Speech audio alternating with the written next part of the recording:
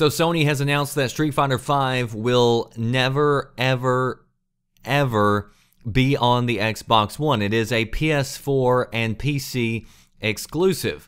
Now, whether or not the Super Ultimate Combo Edition, whenever it comes out, if it comes out on Xbox One, we won't know for a little bit. But Sony's making it pretty clear that if you're an Xbox fan and you like Street Fighter V, then you're going to need a PS4 or a PC to play it. Now, one thing that is pretty cool about this deal is that it is going to be cross-platform gameplay. So you can play with people on the PC if you're on the PS4 and vice versa, which I think is pretty cool. I've said since the beginning of this generation, actually before the generation even started, I said one of the things I want to see more of is cross-platform game. You know, I would really like to see cross-platform between the Xbox and the PlayStation. I'm not sure if we'll ever see that, but at least you're seeing it with the PC and the consoles. But one argument that I have heard since this announcement, and you know, you hear it rumbling around every once in a while, is some fans trying to downplay the exclusive part of it. They say, well, it's not really an exclusive if it's on the PC too, you know? Look, you know, I heard this argument also with Titanfall and Rise whenever they were announced for the PC. So it's not a new argument, but I have to say it's a pretty weak argument, and it's also pretty lame. I would say it's really stretching and reaching there, trying to downplay either one, in my opinion. Because exclusive, by the very definition, means limited or restricted. And if these games are restricted to the PS4 console, any way you spin it, if you want to play Street Fighter V, you better have either a PS4 or a PC. And it means it's restricted or limited from Xbox. And the same thing goes for Titanfall or other games. You know, if you want to play those games, you gotta have an Xbox or a PC. And, you know, a lot of people do have PCs, but just because you have one doesn't mean you game on it. It doesn't mean your PC can even run games or that it's your platform of choice. So whether or not it comes to the PC, I think is irrelevant, because you're looking at console gamers, because console gamers are the people who play consoles, and a lot of them prefer to play their games on the consoles. And I've said this for months, that exclusives is where it's at, because exclusives is what ultimately sells a lot of consoles. You know, some consoles are going to be purchased simply because that's where your friends play, or maybe you're a fan of a certain product, maybe you like certain features, but overall, most people pick up consoles based on the exclusive games that you can only get on that platform. And so that's why exclusives matter. And that's also why the war is just going to get started between Microsoft and Sony when it comes to exclusives.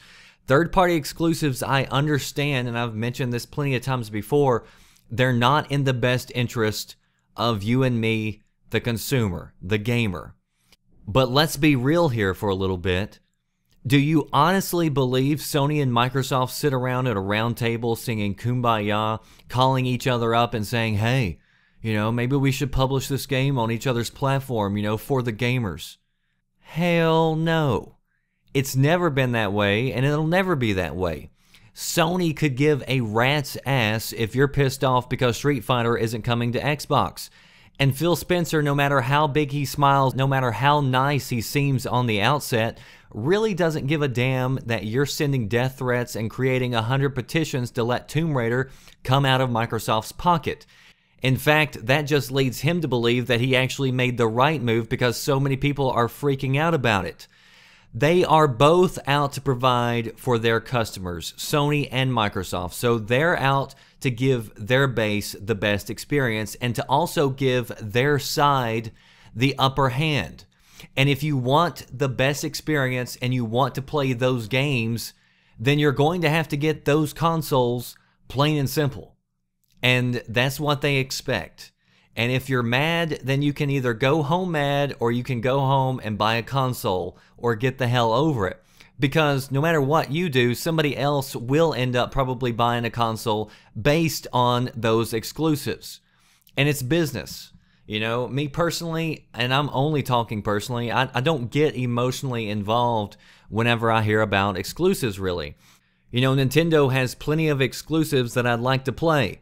But guess what? I'm not going to pitch a bitch every time they come out with a new game that I'm not going to be able to play because I don't have a Wii U. I don't have one, so I ain't playing it, so I'll just get over it. Now, as far as the PS4, I am planning on picking up a PS4, so for me personally, it doesn't affect me as much as I guess it would some other people who aren't planning on picking up one. But you know, the exclusives, I've said that's what I'm waiting on Sony to deliver me. And today I saw Uncharted 4, which I thought looked pretty darn good, and Until Dawn also piqued my interest. So I'm looking forward to playing these and also eventually picking up a PS4 because I can only get these games on the PS4. As far as Street Fighter goes, I'm honestly not really interested in that game. Even the fighting games, you know, I'll show Killer Instinct sometimes on this channel, but if you notice, I'm never the one playing it. I'm usually just spectating it because I suck at fighting games, but I do enjoy watching them. But, you know, you better believe that some people will end up buying a PS4 to play Street Fighter because it is a big game in the series. And same thing goes for Tomb Raider, depending on how that goes. You know, they're calling it a timed exclusive. Well, technically, Titanfall was also a timed exclusive, but it didn't hit the other console, so we don't really know the details of that, but depending on how that goes, it could sell more consoles. So whether you like it or not, whatever, it's kind of irrelevant because it's still going to happen, and if you try to downplay it because it's simply coming to the PC, again, that's just reaching, in my opinion.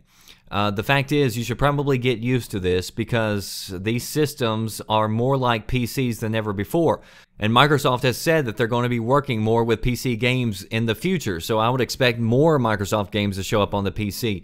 But that doesn't take away anything that is a console exclusive. So for Street Fighter V to be a console exclusive for the PS4, it's a plus for Sony. And anything that's a console exclusive for Xbox, it's a plus for Xbox, period. Money talks, and almost everyone has a price. And you better believe this isn't the last of the third-party exclusives. So post below, let me know, what do you think? Do you agree with my assessment? Do you think it's a little reaching and a little lame to try to downplay any game just simply because it also can appear on the PC? And do you think that a console exclusive, whether or not it's on the PC regardless, is still a plus for that particular console? That does it for me, The Red Dragon. I'll see you next time. Thanks for watching.